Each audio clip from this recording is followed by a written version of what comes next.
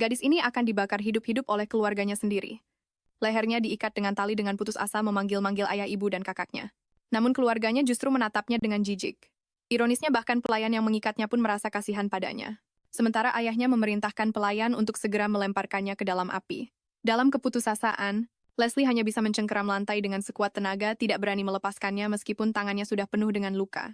Dia menggunakan sisa kekuatannya untuk memeluk sebuah pilar, berharap bisa selamat tapi ayahnya dengan keras membentaknya. Merupakan suatu kehormatan bagimu untuk mati demi kakakmu. Itulah arti keberadaanmu dasar kau makhluk menyedihkan yang tidak berguna karena warna rambutnya. Leslie selalu dianggap sebagai aib keluarga hanya bisa mengikuti di belakang kakaknya seperti seorang pelayan. Namun kerendahan hati dan kesabarannya tidak membuat keluarganya menyayanginya. Untuk memberikan kekuatan pada kakaknya, Ellie mereka ingin mengorbankannya, mendorongnya ke dalam api. Dari atas menara yang tinggi, ayahnya dengan kejam mendorongnya jatuh. Dia jatuh dengan cepat. Sementara ayahnya menutup pintu dan pergi tanpa ragu. Apakah dia akan mati sebagai korban untuk kakaknya Ellie? Ditelantarkan dan dibakar hidup-hidup selamanya seperti ini. Dia jatuh ke dalam api menderita karena kobaran api yang membakarnya. Tepat pada saat itu tangan-tangan transparan muncul dari dalam api. Tangan-tangan itu menenangkan Leslie mengatakan bahwa dia akan selamat dan mereka akan membantunya melarikan diri. Tangan-tangan itu mulai mendorong Leslie ke arah jendela. Jendela itu akhirnya pecah dan Leslie pun terjatuh. Namun di bawahnya adalah jurang tak berujung. Apakah hidupnya yang selama ini hanya untuk kakaknya akan berakhir seperti ini? Dia teringat omelan keluarganya. Mereka semua bilang dia tidak berguna dan dilahirkan hanya untuk kakaknya. Dia juga ingin disayangi oleh orang tuanya, seperti kakaknya. Namun bahkan makanan yang dia makan hanyalah sisa-sisa makanan basi. Kemarin adalah satu-satunya saat ibunya menyuruh seorang pelayan untuk mendandaninya. Dia pikir dia akhirnya akan menemukan kebahagiaan. Namun yang menantinya adalah pengorbanan untuk kakaknya Ellie. Meskipun harapan hidupnya tipis, Leslie sangat ingin hidup. Pada saat kritis, sebuah kekuatan misterius berkumpul dan menangkapnya. Dengan suara dentuman keras, Leslie mendarat dengan selamat di tanah. Pada akhirnya dia selamat. Keesokan harinya, Leslie terbangun tidak percaya bahwa dia benar-benar selamat. Dia menangis dalam diam seolah-olah bersukacita karena masih hidup dan seolah-olah berduka atas kekejaman orang tuanya, tapi dia dengan jelas menyadari satu fakta. Mereka tidak pernah menganggapnya sebagai keluarga. Melihat tangannya sendiri, Leslie merasakan aura kegelapan. Bangsawan tingkat tinggi dari Kekaisaran Ricardius memiliki berbagai kemampuan seperti sihir kekuatan suci dan pemanggilan. Yang paling kuat di antaranya adalah kekuatan kegelapan sebuah rahasia keluarga Sparato, tapi pada suatu saat, tidak ada lagi anak dengan kekuatan kegelapan yang lahir di antara keturunan keluarga Sparato, sehingga keluarga Sparato ini perlahan-lahan mengalami kemunduran. Dikatakan bahwa anak-anak dengan kekuatan kegelapan belum muncul selama lebih dari 100 tahun. Leslie tidak mengerti mengapa dia memiliki kemampuan seperti itu. Dia menduga ini mungkin berhubungan dengan suara-suara kemarin. Dia berencana mencari waktu untuk diam-diam pergi ke perpustakaan untuk menyelidikinya. Mungkin dia bisa menemukan sesuatu, tapi saat ini hal yang mendesak adalah dia membutuhkan kekuatan untuk melindungi dirinya sendiri karena hukum kekaisaran menetapkan bahwa semua anak harus hidup di bawah perwalian orang tua mereka, sampai dewasa. Bahkan jika dia kabur, sekarang dia akan ditangkap dan dibawa kembali. Lagi pula apakah dia bisa hidup sampai dewasa saja masih menjadi pertanyaan, tapi dia ingin bertahan hidup. Dia berjalan keluar dari kamarnya ingin menanyai mereka tentang mengapa mereka memperlakukannya begitu kejam, tapi dia mendengar suara pertengkaran dari dalam pintu. Ayahnya sedang menghibur Ellie. Karena pengorbanan kemarin tidak berhasil, waktu yang cocok berikutnya harus menunggu sampai setengah tahun lagi, dan mereka akan mengorbankan Leslie, yang bertujuan agar Ellie mendapatkan kekuatan kegelapan. Barulah saat itu, Leslie mengerti mengapa mereka ingin membakarnya hidup-hidup. Mereka keras kepala percaya bahwa Leslie dilahirkan untuk Ellie. Sekarang Ellie telah membangkitkan sebagian kekuatan kegelapan, dan Leslie adalah tumbal untuk meningkatkan kekuatannya. Markis Sparato memuji Ellie karena memiliki simbol keluarga Sparato, rambut emas yang indah dan mata zamrud. Sementara Leslie tidak punya apa-apa, bahkan rambutnya sepucat wanita tua yang sekarat. Itulah warna rambut yang tepat yang dimiliki oleh tumbal paling berguna sejak lahir. Mendengar ini, Leslie akhirnya mengerti bahwa hidupnya sudah direncanakan sejak awal. Hidupnya, kelahirannya, bahkan kematiannya, semuanya untuk Ellie. Dia tidak bisa mempercayai semua ini. Menangis dalam kesedihan, tapi tangisan tidak bisa menyelesaikan kesulitannya saat ini. Dia memutuskan untuk menyelamatkan dirinya sendiri. Tepat saat dia akan keluar, ayahnya menghentikannya bertanya kemana dia akan pergi. Leslie berbalik tanpa menjawab. Ayahnya dengan marah membentaknya karena tidak merespon, lalu mencaci maki Leslie seperti biasa, menyebutnya makhluk tidak berguna.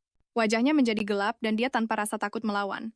Tidak berguna, bagaimana bisa begitu, Markis Sparato, sebaiknya Anda berpikir jernih. Jika aku tidak di sini, bukankah Anda yang akan paling pusing? Markis Sparato tidak menyangka gadis yang tadinya penurut itu berani membantah, langsung menunjuknya dan mengutuk.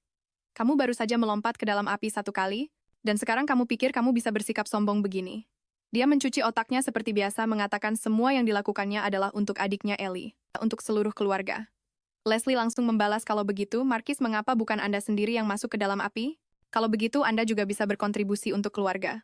Setelah mengatakan ini dia bersiap untuk pergi. Markis Sparato benar-benar murka dengan sikapnya yang sombong. Itu. Tepat saat dia mengulurkan tangan untuk menghentikan Leslie, gelombang pasir hitam membutakan matanya. Leslie bersiap untuk naik ke kereta kuda. Kusir itu dengan keras menghentikannya mengatakan kereta ini disiapkan untuk Nona Ellie. Leslie tetap tidak bergeming dan memerintahkan mereka untuk membawanya ke kuil. Kusir itu langsung mencengkeram lengannya dan bertanya apakah dia sudah gila. Tepat saat dia akan menarik Leslie turun secara paksa dari kereta, Leslie langsung menamparnya. Auranya yang kuat mengejutkan dan menakuti mereka, tapi mereka tidak berani bersuara sebelum kusir itu dengan rendah hati meminta maaf padanya dan mengemudikan kereta untuk membawanya ke kuil. Di dalam kereta, Leslie menatap tangannya sendiri terkejut karena dia benar-benar memukul seseorang tapi dia tidak menyesalinya. Dia tidak perlu mengkhawatirkan orang-orang sombong yang menindasnya. Lagi pula mungkin dia akan melakukan hal yang lebih buruk lagi di masa depan. Sekarang dia akan menemui Duke Monster Duchy Salvator, sebuah keluarga yang sudah ada, bahkan sebelum berdirinya Kekaisaran Ricardian.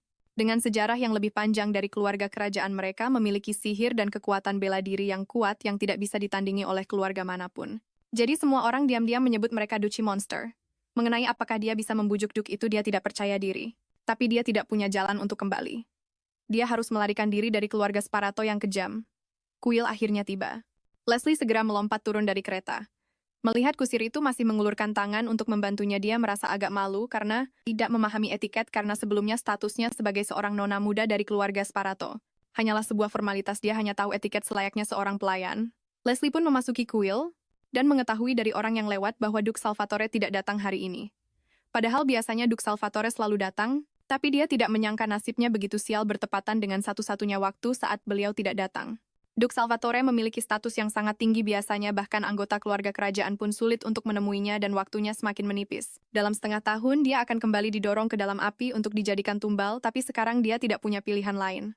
Dia hanya bisa menjalaninya selangkah demi selangkah, jadi Leslie memutuskan untuk terlebih dahulu memeriksa buku-buku tentang sejarah keluarga Sparato. Kuil itu menyimpan buku-buku sejarah tentang berbagai keluarga dan juga catatan pemakaman semua anggota keluarga. Jadi pasti ada rahasia tersembunyi di sana tentang keluarga Sparato yang menjadikannya tumbal. Tapi melihat pakaiannya yang lusuh, staf kuil merasa sulit percaya kalau dia seorang bangsawan, karena itu dia menuntut Leslie untuk membuktikan identitas kebangsawanannya. Jika tidak, dia tidak bisa mengizinkannya membaca buku tentang para bangsawan.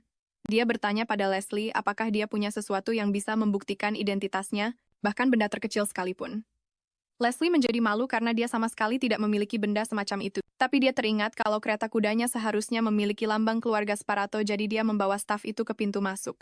Melihat kereta kuda yang megah di depan mereka, petugas itu langsung mengenali ini sebagai kereta kuda milik Ellie, dan langsung menebak bahwa Leslie adalah nona muda kedua dari keluarga Sparato yang dikabarkan memiliki kesehatan yang buruk, sehingga tidak bisa sering keluar rumah. Setelah itu, semuanya menjadi mudah. Dia membawa Leslie untuk mencari buku-buku tentang keluarga Sparato. Leslie membuka buku-buku itu dan dengan cermat mencari informasi yang berguna. Jika memang benar kekuatan kegelapan bisa didapatkan melalui tumbal, maka seharusnya ada banyak anggota keluarga yang meninggal di usia muda. Saat membuka halaman silsilah keluarga, dia langsung tertegun. Banyak orang seusianya meninggal di usia muda dan penyebab kematian mereka sangat aneh. Yang terpenting anak-anak yang meninggal sebelum dewasa, mereka semua memiliki saudara kandung dan pemakaman mereka hanya berlangsung 1 hingga 2 hari, padahal pemakaman rakyat biasa saja berlangsung selama 3 hari. Bahkan dalam kematian mereka mendapatkan perlakuan yang berbeda padahal mereka jelas-jelas mati demi keluarga. Memikirkan hal ini, dia akhirnya mengerti. Tangan-tangan yang menyelamatkannya dari api hari itu, dan kekuatan yang dia dapatkan adalah kumpulan dendam dari anak-anak, yang telah dijadikan tumbal selama ribuan tahun. Meskipun mereka menderita siksaan semasa hidup, mereka tetap menyimpan kebaikan di hati mereka, berusaha keras, agar tumbal berikutnya bisa bertahan hidup. Leslie terisak dan bertekad untuk membalaskan dendam mereka. Dia akan menghancurkan keluarga Sparato dengan tangannya sendiri, keluarga yang seharusnya sudah musnah sejak lama. Dia tidak mengerti apakah kekuatan keluarga benar-benar lebih penting daripada nyawa anak-anak yang tidak bersalah. Leslie bergegas keluar dari kuil dengan kepala tertunduk. Dia tidak mau tinggal sedetik pun lebih lama di keluarga Sparato yang penuh dosa itu. Dia ingin pergi menemui Duke Salvatore sekarang juga. Tiba-tiba dia terpeleset. Tepat saat dia akan jatuh ke tanah, seorang pemuda menangkapnya. "Apa kau baik-baik saja?" Pria itu memancarkan kelembutan dan dengan hati-hati membantunya membersihkan debu di roknya. Leslie berterima kasih padanya dengan sedikit canggung. Dia belum pernah menerima perlakuan selembut itu. Sambil memandangi punggungnya yang menjauh, Leslie merasakan kehangatan yang tidak bisa dijelaskan. Tak lama kemudian, dia tiba di rumah, tiba-tiba seseorang memanggil namanya sebelum dia sempat bereaksi. Kakaknya yang munafik dengan antusias memeluknya mengucapkan kata-kata manis dengan kepalsuan. Leslie tampak bingung dia melihat ke depan. Ternyata tunangan Ellie Pangeran Orlando sedang berdiri di dekat situ dan memperhatikan. Pantas saja Ellie bersandiwara seperti ini.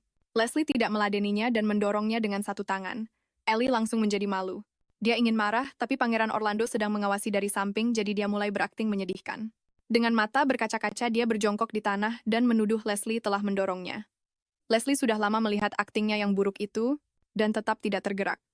Ellie yang menangis bahkan tidak bisa menahan senyum di sudut bibirnya. Karena dia tahu bahwa sikap Leslie yang begitu kasar di depan Pangeran Orlando, pasti akan membuat Leslie menderita perundungan nanti. Leslie sangat menyadari hal ini selama Ellie berakting menyedihkan akan selalu ada seseorang yang maju untuk memberinya pelajaran. Karena dia sudah sering mengalami hal semacam ini. Ayahnya, ibunya, kakaknya, dan bahkan para pelayan di rumah semuanya memperlakukannya dengan hina, tapi sekarang dia tidak akan membiarkan mereka merundungnya lagi. Dia mendekat ke Ellie dan bertanya, "Kakak, apakah kau benar-benar mengkhawatirkanku?" Ellie terkejut kenapa dia begitu berani hari ini. Saat ini seharusnya dia terlalu takut bahkan untuk bernapas, tapi dia hanya bisa terus berpura-pura sekarang, namun Leslie tidak akan tertipu olehnya lagi. "Jadi kakak, apakah kau melemparku ke dalam api karena kau mencintaiku?"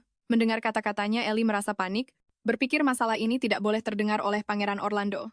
Dia menatap Leslie dengan tatapan menghina. "Apa kau pikir kau bisa sombong padaku hanya karena masalah sepele ini?" Melihat Leslie tiba-tiba menunjukkan aura yang kuat, Ellie tidak bisa menahan rasa takutnya.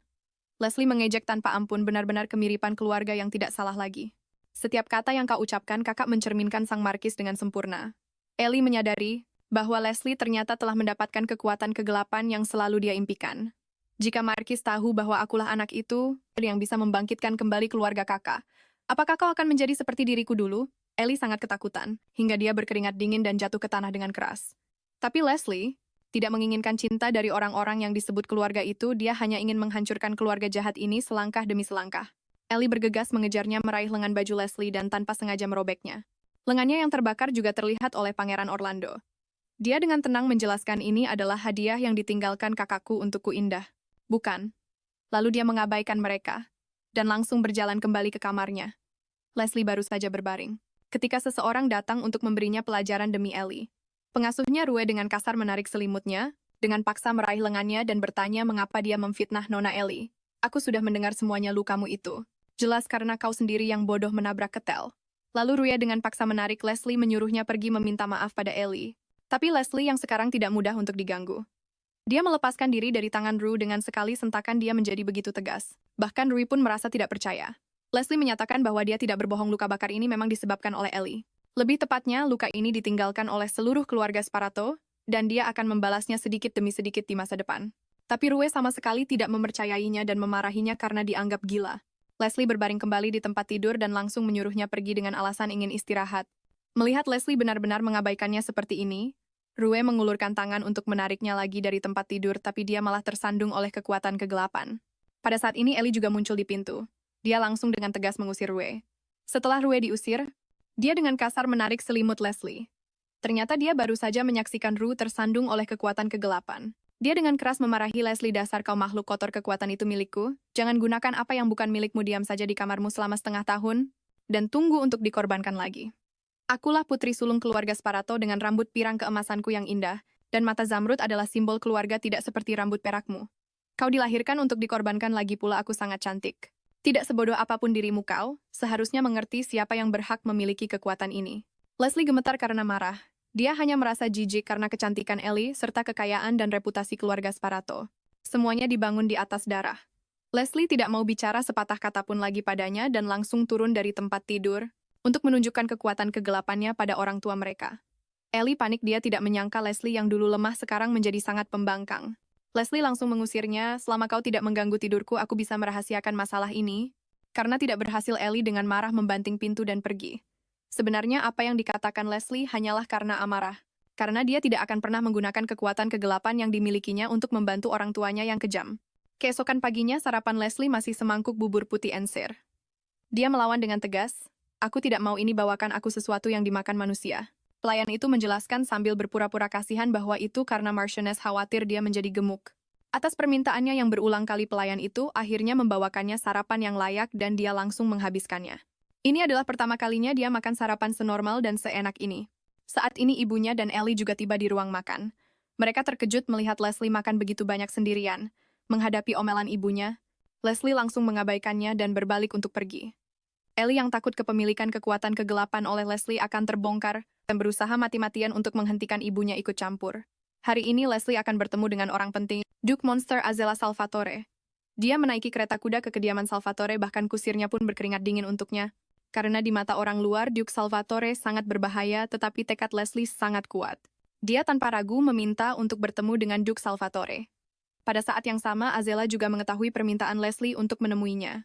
Melihat Leslie berdiri di tengah angin yang menggigit begitu kecil dan rapuh, dia bertanya pada kepala pelayan Jenna, apakah anak ini sudah berusia 9 tahun? Sedikit yang dia tahu, Leslie sudah berusia 12 tahun, tetapi bertahun-tahun kekerasan dan kekurangan gizi membuatnya terlihat kecil untuk usianya. Setelah diingatkan oleh Jenna, Azela baru pertama kali tahu bahwa keluarga Sparato memiliki putri kedua. Di luar, yang paling sering dia dengar adalah Marquis Sparato, yang menyombongkan putri sulungnya tetapi mengingat banyak keluarga. Masih menyimpan permusuhan terhadap keluarga Salvatore. Azela memikirkannya dan memutuskan lebih baik tidak menemui Leslie. Kereta kudanya ada tepat di samping mereka, dan cuacanya sangat dingin, kita harus segera pergi. Jadi tidak perlu memperhatikannya. Jenna ragu untuk bicara, tapi tetap mematuhi perintah. Di sisi lain, Leslie menggigil kedinginan, dan kusir juga menasihatinya untuk pergi, tapi dia tidak mau menyerah dan menyuruh kusir itu pergi duluan. Tidak perlu khawatir tentangnya dan menyuruhnya untuk tidak bilang kalau dia datang untuk bertemu Duke Salvatore. Kusir itu memikirkannya dan memutuskan untuk cepat-cepat menjaga jarak dan pergi duluan. Angin dingin yang menusuk membuat tangannya mati rasa, tapi kediaman Salvatore tetap tidak menunjukkan pergerakan apapun. Setelah beberapa saat, Azela akhirnya menyelesaikan sebagian besar pekerjaannya. Sebenarnya dia juga sedang mencari seorang anak yang cocok untuk berbagi beban kerjanya. Itu terutama karena kedua putranya benar-benar tidak bisa diandalkan, yang satu berpikir lurus saja, yang satunya lagi seperti kuda liar tak terkendali. Saat melirik keluar jendela, dia terkejut. Dia tidak menyangka Leslie masih menunggunya sementara kereta di sampingnya sudah pergi. Tiba-tiba dia teringat kakeknya pernah berkata bahwa anak-anak di keluarga Sparado sering meninggal secara misterius. Dia menduga mungkin gadis kecil ini benar-benar punya kesulitan yang tak bisa diungkapkan. Jadi dia memutuskan untuk menemui Leslie yang sudah kedinginan di tengah angin selama seharian penuh. Tangan Leslie sudah lama mati rasa. Dia hanya bisa menggunakan kehangatan wajahnya untuk sedikit menghangatkannya. Jenna lalu memberinya secangkir teh panas, dan secara khusus menambahkan gula untuknya, tapi karena tangannya mati rasa kedinginan, dia tidak sengaja menumpahkan teh panas itu ke tanah. Leslie buru-buru meminta maaf, air matanya langsung tumpah dan dia mulai memunguti pecahan cangkir itu. Dengan tangan kosong, karena jika ini terjadi di rumah, dia pasti akan dimarahi, tapi Jenna bilang tidak apa-apa, tanganmu kan sangat beku. Tentu saja kamu tidak bisa memegangnya dengan benar. Lalu dengan penuh perhatian dia menyelimuti Leslie dengan selimut. Kehangatan selimut itu menyebar dari tangannya ke seluruh tubuhnya. Kehangatan sederhana ini adalah sesuatu yang belum pernah Leslie rasakan di rumahnya. Pada saat itu Azela masuk. Leslie terkejut melihat Azela sangat tinggi, bahkan lebih tinggi dari ksatria paling jangkung di keluarga Sparato. Pada pandangan pertama, Azela menganggap Leslie sangat imut, lalu dia bertanya pada Leslie apa yang diinginkannya. Leslie menggigit bibir dan langsung berkata, "Tolong adopsi aku ingin menjadi putrimu." Mendengar permintaan absurdnya, bahkan Azela yang sudah banyak makan asam garam kehidupan merasa kaget, tapi dia dengan saksama memperhatikan ekspresi Leslie. Itu seperti tatapan seseorang yang terpojok dalam keputusasaan, berjuang mati-matian untuk hidup. Tatapan seperti ini sangat dia kenali. Leslie mengatakan bahwa dia punya sesuatu yang diinginkan Azela. Lalu dia menunjukkan kekuatan kegelapannya. Dengan suara menggelegar, seluruh kediaman itu langsung tenggelam dalam kegelapan. Langit seketika menjadi hitam dan para pelayan semua bingung, tidak mengerti apa yang sedang terjadi. Bahkan Azela pun terkejut dengan kemampuannya, lalu dia sadar ini adalah penyihir bayangan yang legendaris. Leslie juga tidak basa-basi, langsung mengeluarkan kartu tawarannya. Kau akan mendapatkan penyihir bayangan terkuat di seluruh kekaisaran, dan bahkan di seluruh benua. Azela tersenyum, Nona Sparato, apa kau tahu apa yang sebenarnya aku inginkan? Leslie berkata dia tidak yakin, tapi dia mendengar bahwa Azela mencari anak perempuan di mana-mana sampai ke panti asuhan. Lalu kenapa kamu ingin menjadi putri angkatku? Sebagai putri dari keluarga Markis, kamu seharusnya tidak perlu kelaparan atau melakukan pekerjaan kasar. Tapi kenyataannya kelaparan dan melakukan pekerjaan kasar adalah masalah kecil bagi Leslie. Masalah utamanya adalah nyawanya bahkan terancam. Dia berharap Azela bisa melindunginya sampai dewasa, sampai hari di mana dia bisa mandiri. Dia akan melepaskan semua hak waris dan suksesi. Dia hanya meminta untuk membaca buku yang disukainya, makan makanan normal, dan jika memungkinkan, dia juga berharap bisa menikah dengan orang yang dia cintai dan punya anak setelah dewasa. Sederhananya kehidupan orang normal. Pada titik ini Leslie sudah menangis pilu. Azela melihat keputusasaan dan keengganan di hatinya. Pasti ada alasan lain.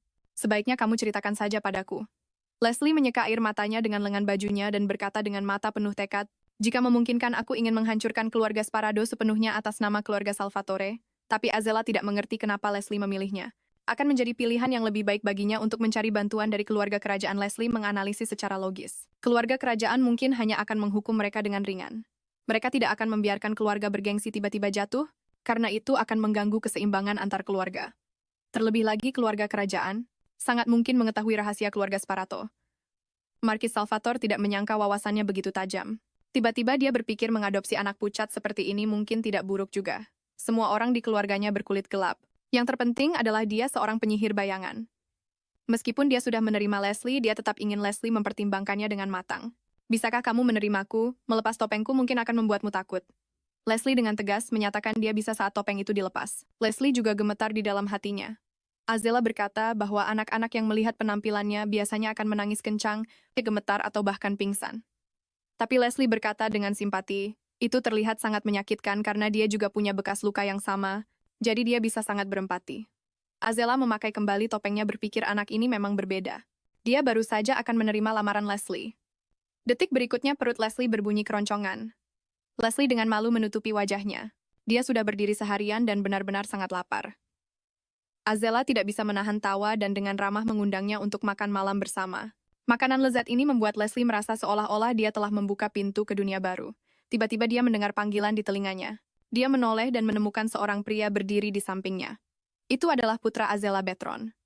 Melihat gadis kecil di hadapannya, dia menatap ibunya dengan tatapan bertanya. Leslie merasa sedikit bingung. Azela dengan bangga berkata, dia adalah putriku. Leslie juga tidak menyangka Azela akan benar-benar menerimanya sementara Betron sejenak ragu apakah dia salah dengar. Dia tidak tahu sejak kapan dia punya saudara perempuan yang tidak dikenalnya. Azela berkata dengan nada bercanda baru saja. Leslie, biarku perkenalkan. Ini adalah orang yang akan menjadi kakak laki-lakimu, Beth. Dia adalah adikmu.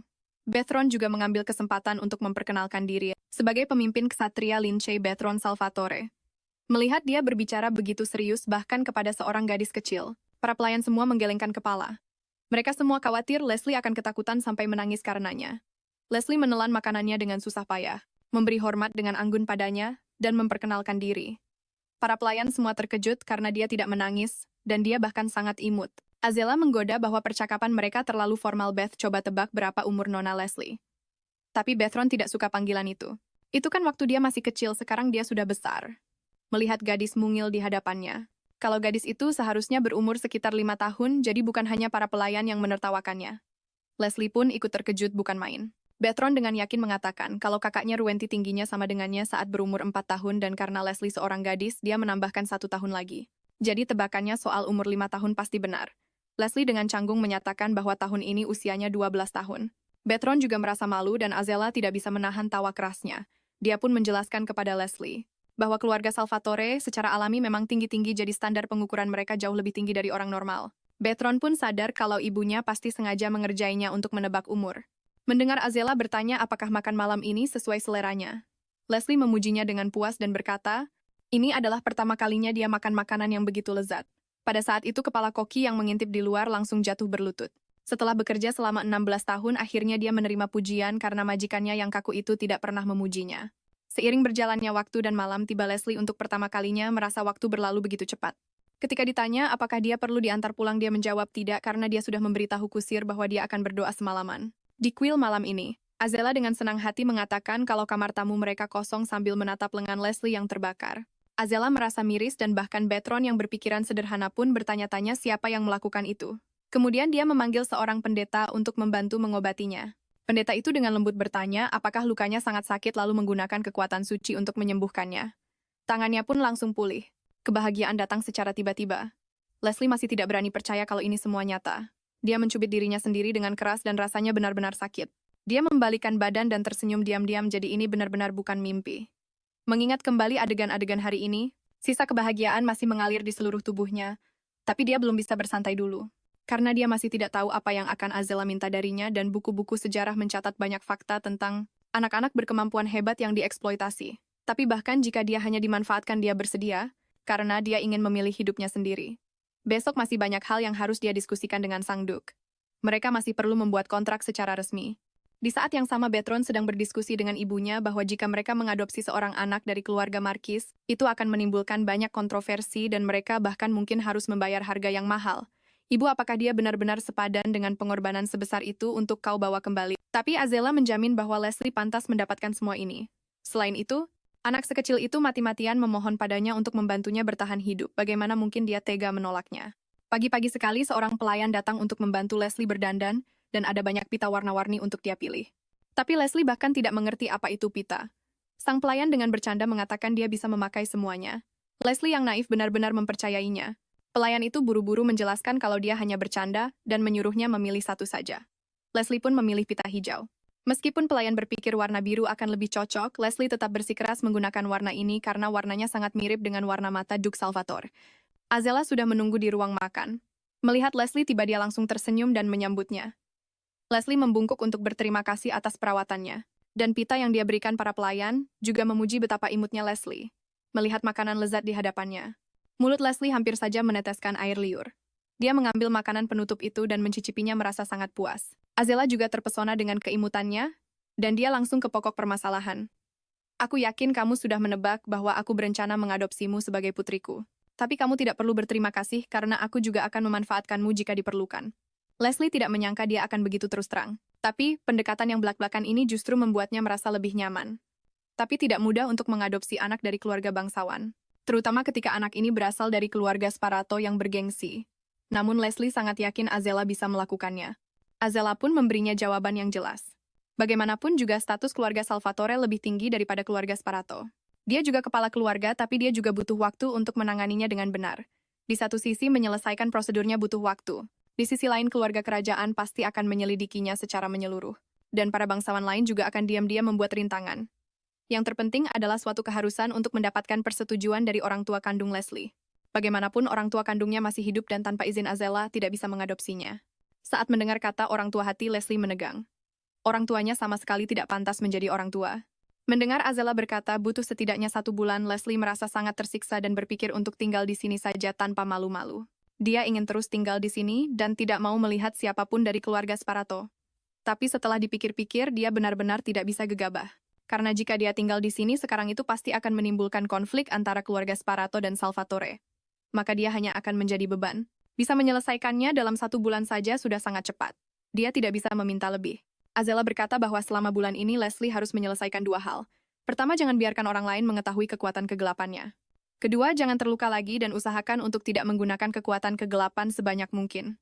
Tiba-tiba Leslie merasakan firasat buruk karena dia pernah menggunakan kekuatan kegelapan pada ayahnya. Meskipun tidak terlalu kentara begitu ayahnya menebaknya, dia pasti tidak akan melepaskannya. Dia merasa sangat menyesal saat memikirkan hal ini.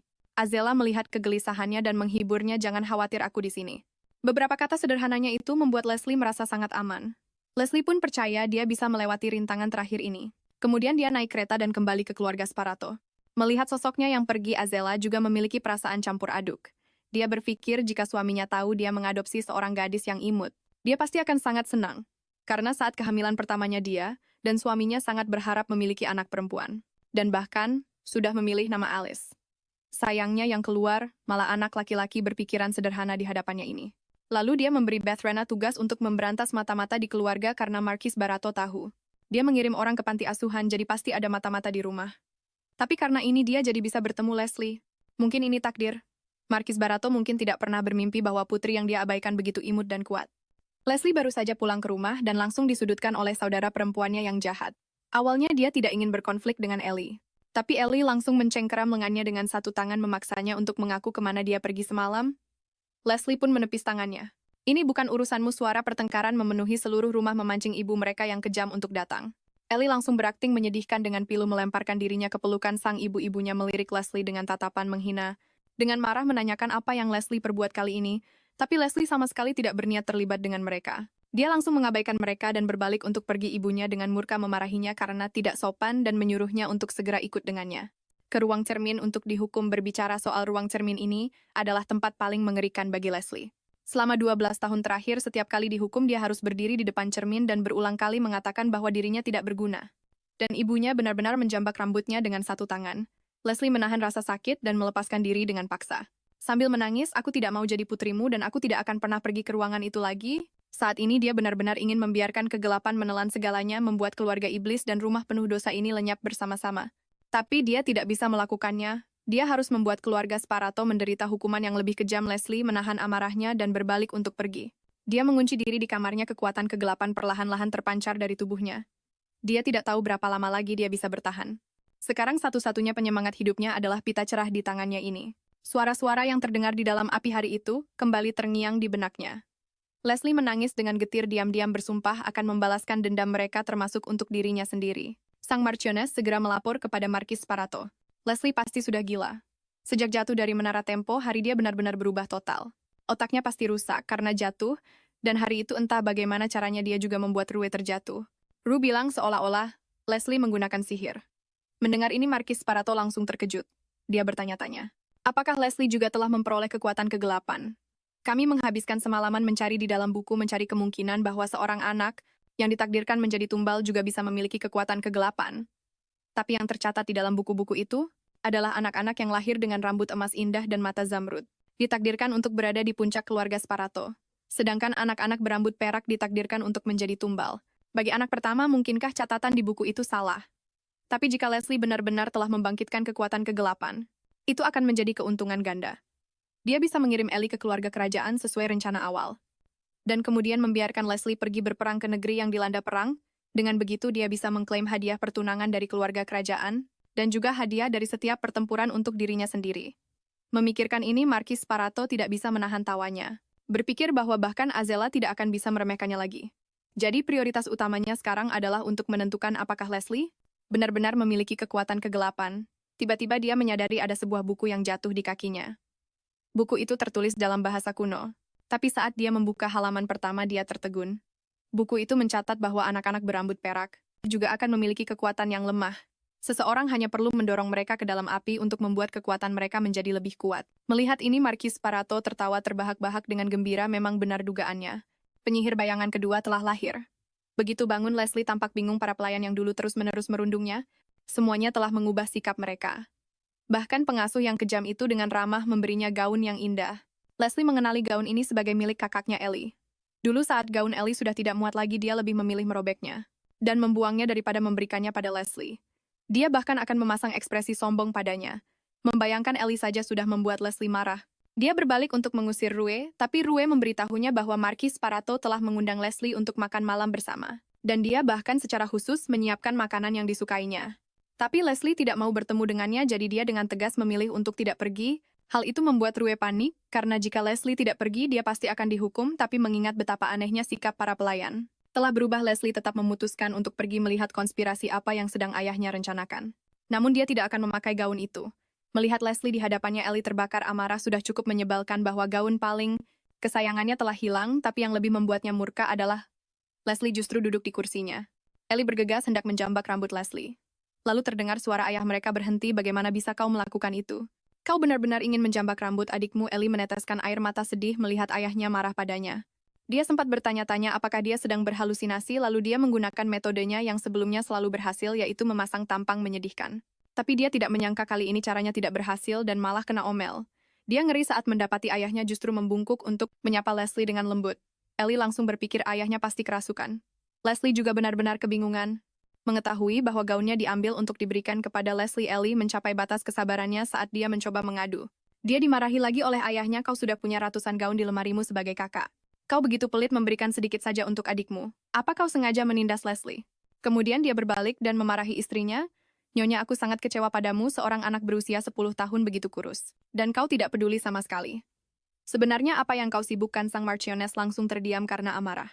Lalu dengan munafiknya dia berkata pada Leslie, baiklah, Leslie, kau tidak perlu khawatir lagi. Ayah akan melindungimu. Leslie dengan tanpa ekspresi menyatakan fakta bahwa tahun ini usianya 12 tahun bukan 10. Dia menatap ayahnya dengan tajam. Markis Sparato juga merasa bersalah. Apa salahnya seorang ayah merawat putrinya? Leslie membalas bahwa dulu ayahnya tidak seperti ini. Dia dulu hanya memukulnya, meneriakinya, memarahinya, mengurungnya, dan baru-baru ini bahkan melemparkannya ke dalam api. Dihadapkan dengan bukti nyata, Markis Sparato hanya bisa meminta maaf dengan canggung, tapi luka yang diderita Leslie tidak bisa disembuhkan. Hanya dengan beberapa kata darinya. Dia langsung berdiri dan menyatakan bahwa dia sama sekali tidak akan pernah memaafkan mereka. Lalu dia langsung pergi begitu saja. Leslie menduga ayahnya mungkin telah merasakan bahwa dia telah Membangkitkan kekuatan kegelapan tapi itu tidak masalah selama dia tidak menunjukkannya secara aktif, tidak akan ada yang tahu dia memiliki kekuatan kegelapan. Saat itu Ellie dengan kasar mencengkeramnya dan bertanya. Jika dia memberitahu ayah mereka tentang kekuatan kegelapan, Leslie langsung tampak bingung dan berkata, "Bukankah kau yang memberitahunya? Kalau bukan kau si bodoh ini yang membocorkannya." Lalu bagaimana Markis bisa tahu Ellie hendak menamparnya? Dengan penuh amarah, Leslie langsung menggunakan kekuatan kegelapan untuk membekukan tangannya. Dia tidak bisa bergerak maju bahkan seinci pun, dan hanya bisa melihat Leslie pergi. Di sisi lain, Markis Barato mulai mengamuk, "Aku sudah sangat merendahkan diriku.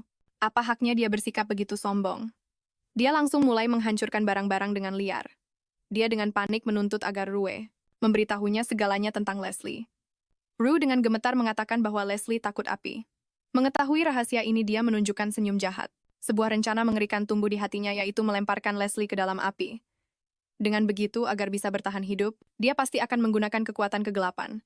Saat itu dia bisa memastikan seberapa besar kekuatan dan nilai yang dimilikinya. Tepat saat dia sedang memikirkan cara merencanakan konspirasi ini, seorang pelayan bertanya apakah dia akan pergi ke kuil untuk beribadah. Kali ini mengetahui bahwa itu hanyalah ibadah kuil biasa, dia ingin menolaknya, tetapi setelah dipikir-pikir ini mungkin kesempatan yang sempurna. Dia langsung mengubah ekspresinya dan tertawa terbahak-bahak. Ibadah di kuil adalah hal yang paling penting, ingat, panggil juga Leslie. Sejak ayahnya mencurigai dia memiliki kekuatan kegelapan, hari-hari Leslie menjadi lebih baik. Dia mendapatkan makanan normal dan kamarnya dibersihkan hingga bersih tanpa noda. Rue memberitahunya bahwa Markis Barato ingin dia pergi ke kuil untuk berdoa. Dia mengizinkannya naik kereta kuda sendirian. Dia masih khawatir Leslie akan menolak lagi. Tanpa diduga, Leslie langsung setuju karena kemanapun dia pergi, itu lebih nyaman daripada rumah ini. Meskipun kereta kuda ini berbau aneh, jarang sekali baik Rue maupun Markis Barato ada di sisinya, jadi dia langsung merasa jauh lebih santai. Mengingat 12 tahun terakhir, Leslie benar-benar tidak tahu bagaimana dia bisa bertahan hidup. Setelah hanya beberapa hari, dia tidak sabar untuk pergi ke kediaman Salvatore. Di kereta kuda lain, baik Marchioness maupun Ellie memasang ekspresi masam. Baru-baru ini sikap Markis Barato terhadap Leslie telah membuat mereka sangat tidak puas. Markis Barato memberi isyarat keluar jendela agar kereta kuda berhenti. Dia memberikan sebuah catatan kepada seorang pria dengan kapak. Kemudian dia mengetuk kereta kuda untuk memberitahu kusir bahwa mereka harus berbalik dan langsung pulang. Baik Marchioness maupun Ellie terlihat bingung. Markis Barato menjelaskan bahwa kapak itu untuk mencegah api menjadi terlalu besar, jadi mereka tidak perlu takut. Sebelum masuk ke kereta, Ellie telah mencium bahwa kereta Leslie memiliki bau yang menyengat. Digabungkan dengan ucapan ayahnya tentang api, Ellie langsung menebak rencana licik ayahnya. Sementara itu, Leslie berharap bulan ini cepat berlalu. Dia tidak sabar untuk pergi ke kediaman Salvatore. Tetapi kereta kuda berhenti pada saat ini. Dia tidak mengerti mengapa dan mengetuk kereta kuda dengan keras, tetapi tidak ada yang merespons. Firasat buruk langsung muncul di hatinya. Dia ingin segera melarikan diri, tetapi menyadari pintunya sudah lama terkunci. Saat dia hendak melompat keluar, jendela api yang berkobar menyala. Adegan saat didorong ke dalam api terulang kembali di depan matanya dan dia sangat ketakutan sehingga dia tersandung dan gemetar, dan dia jatuh ke tanah dengan keras, panik dan tidak tahu harus berbuat apa dalam situasi ini, tetapi hanya dengan menggunakan sedikit kekuatan kegelapan sudah cukup untuk mendobrak kunci pintu. Melihat sosok para pelayan yang dikenalnya di luar jendela, dia sadar ini adalah konspirasi yang direncanakan oleh ayahnya untuk membuktikan bahwa dia memiliki kekuatan kegelapan. Dia tidak tahu mengapa ayahnya berulang kali memperlakukannya seperti ini. Dia berpikir daripada mati seperti ini, lebih baik dia melahap semua yang ada di sini. Tepat saat dia akan menggunakan kekuatan kegelapan, suara pintu didobrak terdengar samar-samar dari luar. Saat dia hampir pingsan, dia samar-samar melihat sosok yang dikenalnya. Ternyata itu Betrion, lalu Leslie pun pingsan. Untungnya mereka tiba tepat waktu dan Leslie tidak terluka. Ternyata barusan Ordo Ksatria menerima laporan dari seorang wanita misterius saat sedang berpatroli.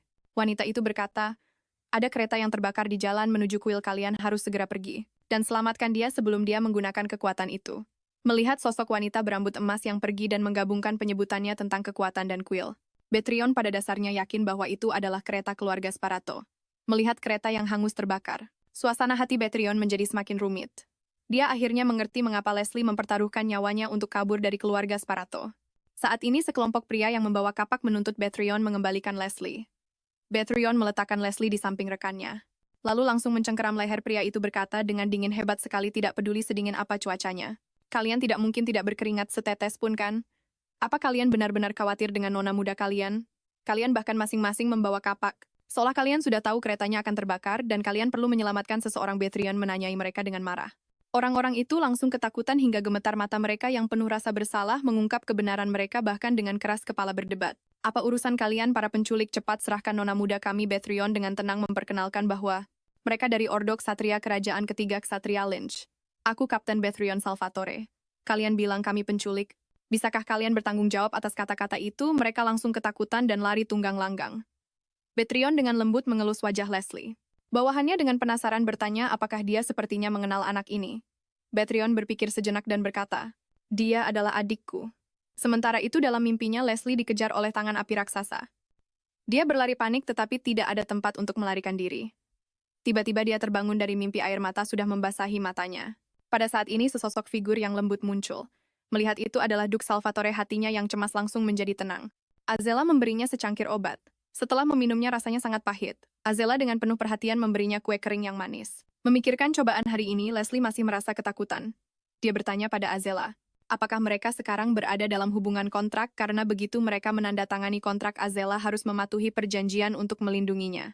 Melihatnya yang begitu tidak aman, Azela menghiburnya, kamu tidak akan dilemparkan ke dalam api lagi.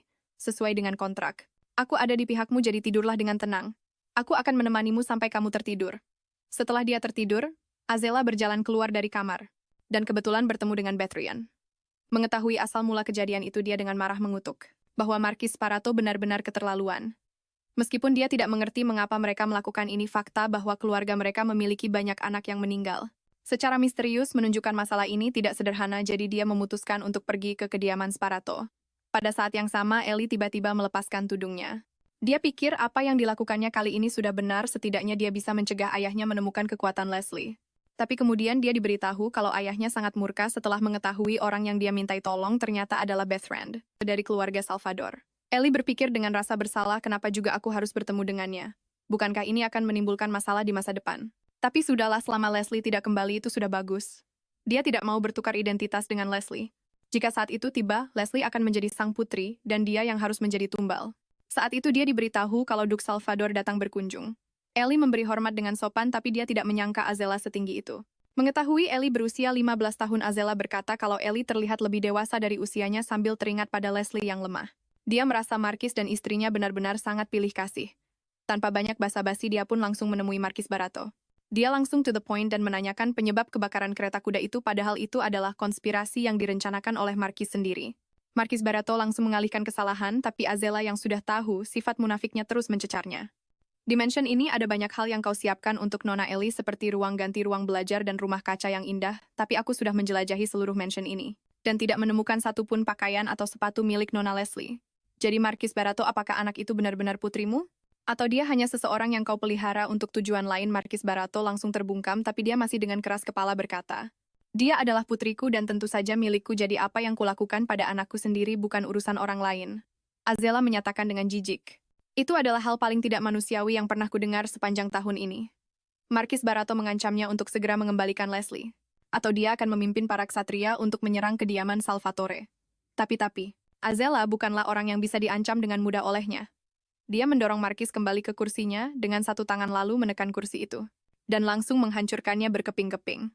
Lakukan saja secepatnya, jika saat itu tiba aku akan memelintir kepalamu dengan tangan kosong. Setelah mengatakan itu dia dengan angkuh berbalik dan pergi. Di saat yang sama, Leslie terbangun dari mimpinya, teringat bagaimana dia hampir mati dalam kebakaran sebelumnya. Dia gemetar ketakutan. Tiba-tiba terdengar suara asing dari luar pintu, karena ini adalah rumah orang lain. Leslie merasa sedikit kebingungan. Dia hanya bisa buru-buru berbaring dan berpura-pura tidur. Tak lama dia mendengar suara pria asing di dekat telinganya. Pria itu sepertinya sangat tertarik padanya. Mengetahui bahwa Leslie telah dilukai, dia bahkan berkata, dia ingin mencari kesempatan untuk memelintir kepala Markis Barato. Leslie membuka matanya dan melihat seorang pria berjanggut dengan bekas luka di hadapannya. Dia sangat ketakutan sampai membenamkan diri di pelukan Bethrand. Bethrand menepuk punggung Leslie dan menjelaskan, jangan takut, ini ayahku. Siren menjadi sedih dan berkata dengan pilu, apa aku benar-benar terlihat sangat menyeramkan? Apa lebih baik jika kututupi bekas lukaku atau haruskah kututupi wajahku dengan jubah? Leslie pun berhasil dibuat terhibur olehnya. Ini adalah pertama kalinya dia bertemu orang dewasa yang berusaha keras untuk membuatnya merasa nyaman, apalagi orang asing yang sama sekali tidak punya hubungan darah dengannya. Mengetahui kalau dia bukan orang jahat, Leslie dengan sopan memperkenalkan diri. Siren langsung terpesona oleh keimutannya. Dia berpikir ternyata ada gadis semenggemaskan ini di dunia. Dia pun berjongkok dan memperkenalkan dirinya. Aku Siren Salvatore, selamat datang di rumah kami. Leslie pun ikut tersenyum dan menunjukkan senyumnya yang malu-malu. Saat sarapan, Sherin menatap Leslie makan dengan wajah penuh kepuasan sambil terus merasa khawatir. Dia merasa Leslie kurang makan dan ingin mengambilkan lebih banyak daging, tapi Jenna mengingatkannya bahwa Leslie baru saja bangun dan tidak bisa makan makanan yang terlalu berminyak. Setelah dilarang, dia masih terlihat kecewa. Mendengar bahwa dia tidur selama 3 hari, Leslie sangat terkejut. Dia dengan cemas bertanya, apakah keluarga Sparato datang membuat masalah selama ini? Kemudian dia sadar bahwa seseorang seperti Marquis Sparato yang akan menghalalkan segala cara demi keuntungan kecil tidak mungkin tidak datang membuat onar, tapi Sherin tertawa dan menjawab bahwa tidak terjadi apa-apa sama sekali, sementara tangan kirinya tidak lupa untuk sedikit menutupi bekas luka di wajahnya. Dan dia dengan bangga berkata, istriku yang manis secara pribadi menghajarnya habis-habisan. Ini membuat Jenna ketakutan dan segera menghentikannya, mengatakan hal-hal kasar seperti itu di depan anak kecil, tapi Leslie sama sekali tidak tahu apa artinya menghajarnya habis-habisan. Berpikir ini bukan kediaman Sparato, dan dia tidak akan dimarahi karena bertanya, jadi dia bertanya dengan lantang, permisi. Apa artinya menghajarnya habis-habisan? Sherin panik dan tidak tahu harus menjawab apa sebelum Jenna sempat mencegahnya. Dia asal menjawab itu artinya memelintir leher seseorang. Leslie dengan penasaran bertanya pada Bethron, apakah artinya begitu? Bethron langsung berkeringat dingin. Sherin langsung ditendang keluar pintu. Bethron menyuruh Leslie untuk melupakan kata-kata tidak beradab itu dan menjelaskan bahwa ayahnya dulu adalah tentara bayaran, jadi kadang-kadang bicaranya ceplas-ceplos, tapi Leslie tetap saja penasaran. Jadi apakah Duke Salvatore mematahkan leher Marquis Barato? Bethron buru-buru menjelaskan bahwa Marquis Barato memang datang ke mansion untuk membuat onar secara terang-terangan. Dia bahkan menyewa sekelompok preman. Meskipun hari itu hanya Azila yang ada di rumah, dia menghajar gerombolan itu sampai babak belur hanya dengan beberapa gerakan. Akhirnya dia mencengkeram lengan Marquis Barato dan memelintirnya sampai berbunyi krak. Mendengar ini, Leslie terkejut bahwa Azila benar-benar mematahkan lengan Marquis Barato. Sherin membuka pintu saat itu dan mengeyek bahwa Marquis Barato itu hanyalah orang bodoh. Baru saat itulah Leslie menyadari bahwa orang yang dulu tampak begitu tangguh dan menakutkan, sekarang tidak tampak sekuat yang dia bayangkan. Bethron tanpa ampun mengusir ayahnya keluar lagi. Leslie terhibur dengan interaksi mereka. Setelah itu, Bethron dengan lembut menyuapinya, meninggalkan Sherin sendirian di luar pintu, yang menatap dengan mata berkaca-kaca penuh iri. Selesai makan, Leslie pergi ke kamar barunya ditemani oleh mereka. Dia tidak bisa membayangkan bahwa kamar yang besar dan indah ini akan menjadi miliknya mulai sekarang. Dia melangkah tanpa alas kaki di atas karpet yang empuk, merasa seolah-olah sedang berjalan di atas awan. Leslie sangat menyukai kamar ini. Kemudian dia dengan tulus berterima kasih pada mereka. Jenna juga menyiapkan seorang pelayan khusus untuk melayaninya. Nona Leslie namanya adalah Mattel. Mulai hari ini dia akan melayani Anda pada malam hari. Mendengar penyebutan Leslie, wajah Sherin langsung berseri-seri. Dia menghabiskan sepanjang malam memuji-muji betapa imutnya Leslie. Di depan Azela, Azela mengatakan bahwa menyelesaikan adopsi resmi masih agak sulit karena Marquis Barato sedang cepat-cepat menghilangkan bukti penganiayaan terhadap Leslie. Sherin bertanya apakah Azela bisa membuat keluarga kerajaan mengirim Marquis Barato ke medan perang selama 1 hari. Kalau begitu dia bisa berpura-pura tidak sengaja mematahkan lehernya. Ini memang ide yang bagus meskipun agak tidak realistis. Pagi-pagi sekali, Leslie didandani dengan sangat manis dan datang ke ruang makan. Keluarga itu saling menyapa dengan hangat. Bethron segera mengajaknya duduk di sampingnya. Melihat Leslie agak kesulitan naik ke kursi, Sherin segera ingin menyiapkan kursi baru untuknya. Dia juga ingin membuatkan baju-baju baru yang lebih cantik khusus untuknya. Azela langsung setuju, dan Leslie kewalahan dengan perhatian yang diterimanya. Dia dengan bijak mengatakan kalau kursi itu tidak perlu, aku akan makan semua makanannya dan cepat tumbuh tinggi. Tapi Azela berpikir kalau yang lebih penting adalah Leslie bisa duduk dengan nyaman. Leslie dengan malu-malu bertanya apakah dia boleh pergi ke distrik perbelanjaan, lagi pula dia belum pernah berbelanja sebelumnya. Azela dengan senang hati menyetujuinya, dan meminta Bethron untuk menemaninya. Tapi Leslie tahu Bethron harus pergi ke Ordo malam hari ini. Bethron berkata padanya untuk tidak khawatir. Dia bisa mengambil cuti sehari. Iron juga merengek ingin ikut, tapi sayangnya dia punya setumpuk dokumen yang harus diselesaikan saat ini. Jenna memberitahu mereka bahwa Tuan Ruventi telah kembali. Bethron segera menggendong Leslie dan berjalan ke jendela. Memperkenalkan anak laki-laki berambut merah itu sebagai kakak keduanya Ruventi, dan sosok satunya lagi membuat Leslie merasa tidak asing.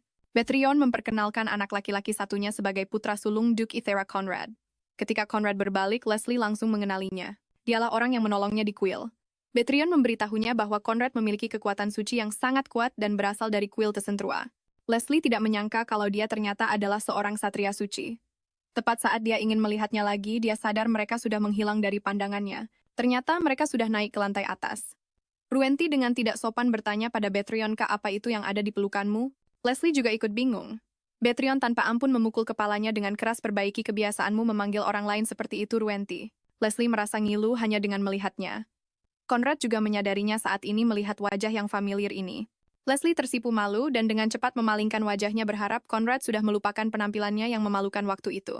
Merasa malu dia membenamkan wajahnya erat-erat di bahu Bethrion, tapi Conrad berinisiatif melangkah maju untuk menyapanya dan memperkenalkan dirinya dengan ramah. Leslie hanya menyebutkan namanya secara singkat dan tidak menambahkan nama keluarga di belakangnya. Dia tahu itu tidak sopan, tapi dia tidak mau bilang kalau dia dari keluarga Sparado. Tapi untungnya Conrad tidak mempermasalahkannya lebih lanjut, dan bahkan memuji kalau namanya terdengar sangat indah. Kemudian dia membungkuk dan pamit undur diri. Saat Leslie menoleh untuk melihat lagi, Conrad sudah menghilang dari pandangan, hanya menyisakan Ruenti yang berantakan tergeletak di lantai yang tadi hampir memanggilnya dengan tidak sopan. Sekali lagi melihat Bethrion mengangkat tangannya, dia buru-buru menahan diri, atau dia akan kena bogem mentah lagi. Bethrion perlahan menurunkan tangannya dan berkata dengan tenang, "Dia adikmu." Ruenti masih belum bereaksi setelah mendengarnya, kemudian rahangnya benar-benar jatuh saking kagetnya. Dia tidak menyangka dalam waktu singkat dia pergi ibunya melahirkan seorang putri yang sudah sebesar ini. Leslie yang terbiasa dengan kehidupan yang sulit sudah sangat senang dan puas hanya dengan memakan sebuah muffin. Dia bahkan tidak tahu kalau kue muffin bisa terlihat begitu cantik dan lezat, tapi dia masih sedikit kecewa karena Bethrion harus kerja lembur, jadi rencana belanja mereka batal. Tapi Bethrion berjanji akan benar-benar mengajaknya berbelanja besok, mereka bahkan membuat janji kelingking. Memikirkan hal ini, dia sadar sepertinya dia menjadi sedikit manja. Bagaimanapun dia kan belum diadopsi secara resmi, dan paling-paling mereka hanya memiliki hubungan kontrak. Dia menandatangani kontrak dengan Azela hanya untuk bertahan hidup, bukan untuk benar-benar menjadi putrinya. Ini semua karena semua orang memperlakukannya dengan terlalu baik yang membuatnya tanpa sadar menginginkan lebih. Dia memperingatkan dirinya sendiri untuk tidak boleh seperti ini lagi. Tapi dia tidak mengerti apa maksud Bethrion saat mengaitkan jari kelingkingnya di akhir. Tepat saat dia sedang bingung, sebuah suara sombong terdengar di telinganya. "Hei, siapa kau?" Ruenti menatapnya dengan ekspresi galak. Leslie memperkenalkan dirinya tidak rendah hati maupun sombong. Mendengar bahwa dia berasal dari keluarga Sparato, Ruenti langsung terkejut dan tanpa sadar menggebrak meja dengan keras.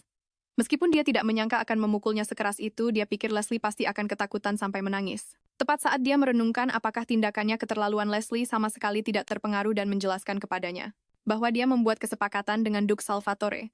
Karena ada banyak hal yang dia tidak tahu, apakah boleh diucapkan atau tidak jadi, yang bisa dia katakan padanya hanya sebanyak ini. Untuk lebih jelasnya, dia bisa bertanya langsung pada Duke Salvatore. Ruenti berpikir gadis ini punya nyali juga. Tapi bukannya dibilang berani, dia lebih seperti seseorang yang sudah terbiasa dengan penghinaan, penindasan, dan ejekan, kemarahan, dan emosi lainnya. Mengira Ruenti tidak akan bertanya lagi, Leslie memberi hormat dan pergi dengan langkah kecil. Ruenti berjongkok tampak bingung mengapa ibunya mau mengadopsi seseorang dari keluarga Sparato. Ini benar-benar membuatnya gila.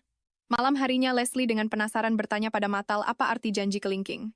Matal dengan sabar menjelaskan bahwa itu artinya sebuah janji yang pasti akan ditepati. Mendengar ini Leslie tersenyum gembira.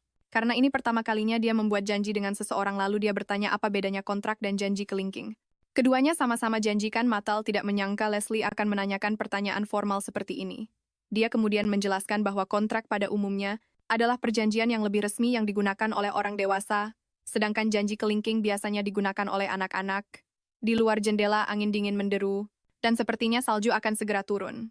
Matal menggigil kedinginan, tetapi Leslie masih ingin duduk lebih lama lagi. Ketika ditanya apakah dia mau minum secangkir coklat panas, Leslie dengan bingung bertanya pada Matal apa itu coklat. Matal tertegun, tidak menyangka bahwa dia bahkan tidak tahu apa itu coklat, padahal ini adalah minuman panas yang wajib bagi anak-anak di keluarga bangsawan. Mendengar itu adalah minuman manis, dan lezat mata Leslie berbinar dan dia mengajak Matal untuk minum bersama. Dalam perjalanan mengambil coklat panas, Matal kebetulan bertemu dengan Azila dan Jenna. Azila bertanya tentang keadaan Leslie. Matal berpikir bolak-balik. Benar-benar tidak tahu apakah dia harus mengatakan sesuatu. Akhirnya dia memberanikan diri untuk berbicara. Nona Leslie sedikit aneh. Dia tidak mengerti apa arti janji kelingking, tidak tahu apa itu coklat, dan tidak tahu kenapa kue muffin bisa terlihat begitu indah. Dia tidak begitu mengerti pengetahuan umum, tetapi dia tahu cara menggunakan kata-kata sulit seperti kontrak. Aku selalu merasa dia terlalu dewasa sebelum waktunya. Ketika Tuan Bethron tiba-tiba ada urusan dan tidak bisa mengajaknya berbelanja, dia juga tersenyum dan berkata tidak apa-apa. Jika itu anak-anak lain seusianya, mereka mungkin setidaknya akan mengamuk kecil. Azela juga terdiam setelah mendengar ini. Dia menepuk Matal dan memberitahunya bahwa Leslie adalah anak yang punya banyak cerita, jadi bersikaplah lebih peduli padanya. Saat Matal membawa 2 cangkir coklat panas yang manis, Leslie sudah tertidur di dekat jendela. Sebenarnya Leslie sudah sangat mengantuk, tapi dia tidak mau melewatkan langit yang penuh bintang berkelap-kelip, karena di masa lalu dia jarang punya kesempatan untuk menatap langit yang bebas. Matal dengan hati-hati mengangkat Leslie, membaringkannya dengan lembut di tempat tidur dan mendoakan Leslie mimpi indah di dalam hatinya. Keesokan paginya dunia luar sudah tertutup salju tebal saat Mathal datang ke kamar. Dia mendapati Leslie sudah duduk di dekat jendela melihat salju sejak pagi terlalu bersemangat untuk acara belanja hari ini. Jadi dia bangun pagi-pagi. Bethron juga menepati janjinya tepat waktu. Saat ini, Leslie berjalan mendekat dengan pakaian yang membuatnya terlihat seperti bola berbulu. Bethron langsung menggendongnya dan Mabel dengan canggung menjelaskan bahwa, karena pakaian pesanan khususnya belum jadi, dia mengambil pakaian tebal yang dipakai Tuan Ruventi saat berumur 10 tahun. Leslie tidak menyangka di usianya yang 12 tahun memakai pakaian bekas orang lain yang berumur 10 tahun pakaian itu masih sangat kebesaran. Ini cukup menjadi pukulan telak baginya. Bethron menghiburnya, "Kamu seorang gadis jadi wajar saja kalau tubuhmu lebih mungil. Jangan dimasukkan ke hati." Tanpa diduga Jenna menyenggolnya untuk berhenti bicara Tuan Bethron sebenarnya. Anak perempuan seharusnya tumbuh lebih cepat daripada anak laki-laki saat mereka masih kecil. Bethron hanya bisa menghibur Leslie bahwa selama dia makan lebih banyak daging, dia akan cepat tinggi. Leslie benar-benar percaya, dan bertanya apakah dia bisa tumbuh setinggi Duke. Bethron dengan lembut memberinya jawaban setuju. Leslie langsung tersenyum bahagia.